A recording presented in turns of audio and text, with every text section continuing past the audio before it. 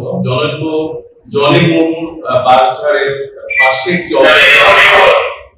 ব্যক্তির মৃতদেহ পড়ে আছে। তো এটি জানার পরে আমাদের গোবিন্দগঞ্জ থানা পুলিশ তাৎক্ষণিক আমাদের মাননীয় পুলিশ সুপার গাইবান্ধা মহোদয়কে অবহিত করে সেই বিরুদ্ধে যায়। সঙ্গে আমাদের সার্কেল সহকারী সিনিয়র সহকারী পুলিশ সুপার ঘটনাস্থলে যায়। যাওয়ার পরে তাৎক্ষণিকভাবে প্রথমে লাশটি আইডেন্টিফাই করার চেষ্টা করি। তো লাশটি আইডেন্টিফাই করার জন্য আমরা পরবর্তীতে ফেসবুকের মাধ্যমে লাশের ছবি প্রদান করি। এই ফেসবুকে লাশের ছবি দেওয়ার পরে আমাদের যে ভিকটিমের মা লাশের ছবি দেখে ভিকটিমকে আইডেন্টিফাই করে এবং থানার সঙ্গে যোগাযোগ করে।